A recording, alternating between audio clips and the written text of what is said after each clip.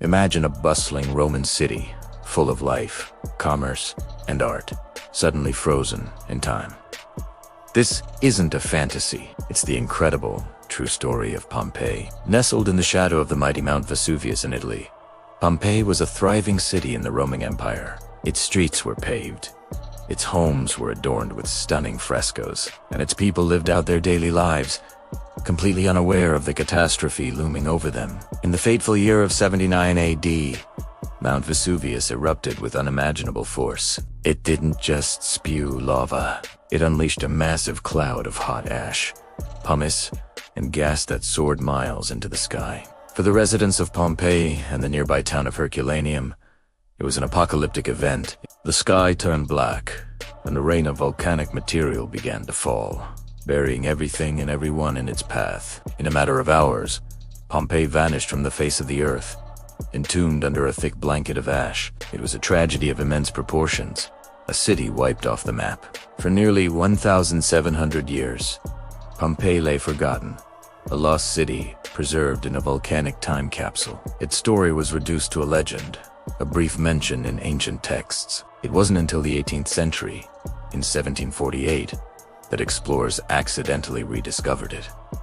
What they found was nothing short of miraculous. The layers of ash had acted as a perfect preservative. Buildings were still standing, some with their roofs intact. Everyday objects, from loaves of bread left in ovens to pottery and tools, were found exactly where they had been left. It was as if the city was just waiting for its inhabitants to return. The early excavations were more like treasure hunts, with artifacts being removed and taken to private collections. But over time, the approach changed. Archaeologists began to understand the immense historical value of the site itself. They developed more systematic and careful methods to uncover the city's secrets. One of the most groundbreaking and haunting techniques was developed by an archaeologist named Giuseppe Fiorelli, 1860 segundos. He noticed that the bodies of the victims had decomposed, leaving behind hollow voids in the hardened ash. By carefully pouring plaster into these cavities, he was able to create detailed casts of the people of Pompeii in their final moments. These plaster casts are one of the most powerful and moving aspects of visiting Pompeii today. They capture the human side of the tragedy in a way that nothing else can. You see figures huddled together, individuals trying to shield their faces, mothers holding their children. It's a stark and poignant reminder that Pompeii wasn't just a collection of buildings, it was a community of real people. Their final poses tell stories of panic, despair, and a desperate struggle for survival against an unstoppable force of nature. As archaeologists continued their work, a remarkably detailed picture of Roman life emerged. Pompeii wasn't just a residential town. It had a complex social structure. We've uncovered grand villas belonging to the wealthy elite, decorated with intricate mosaics and lush gardens with fountains. One of the most famous is the House of the Vitae, which showcases the immense wealth and taste of its owners. These homes give us a glimpse into the luxurious lifestyle of the Roman upper class. But Pompeii was also a city of ordinary people. We've found modest homes, workshops, and bakeries. The streets are lined with the Roman equivalent of snack bars, called thermopolia, where people could grab a quick, hot meal.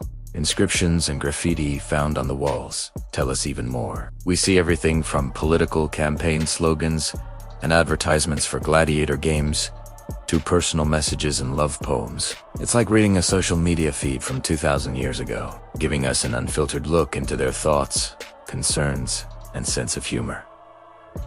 Public life was central to Pompeii. The Forum was the heart of the city, a large open plaza surrounded by important government buildings, temples, and markets. This was where business was conducted, politics were debated, and religious ceremonies took place. The city also had several large public baths, which were not just for hygiene, but were also important social centers, where people could relax, exercise, and socialize. And of course, there was the amphitheater, one of the oldest surviving Roman amphitheaters in the world. It could hold up to 20,000 spectators for thrilling and often brutal gladiator contests and other public spectacles. The art of Pompeii is another window into its soul.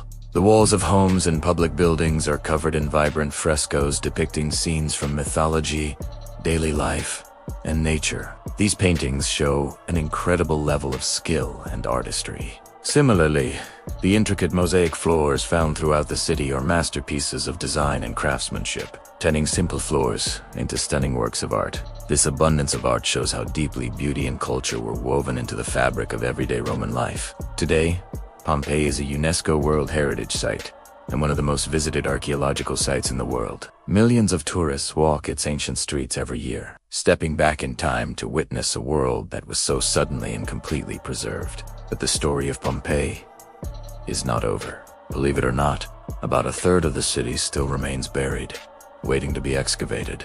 Modern archaeological work continues to make incredible new discoveries, using advanced technologies like ground-penetrating radar and DNA analysis to uncover even more about the lives of its people in the final, tragic moments of the city. The history of Pompeii is a powerful story of life, disaster, and rediscovery. It is a vivid reminder of the fragility of human existence in the face of nature's power, but it's also a testament to the resilience of history. Thanks to that blanket of ash, Pompeii offers us an unparalleled, intimate connection to the Roman world, allowing us to walk in their footsteps and hear the echoes of their lives almost 2 millennia later. It remains a timeless and captivating chapter in the story of human history. Thank you so much for joining me on this journey back to ancient Pompeii. If you found this story as fascinating as I do, please hit that like button and subscribe for more deep dives into history. Let me know in the comments what historical site you'd like to explore next. See you in the next video.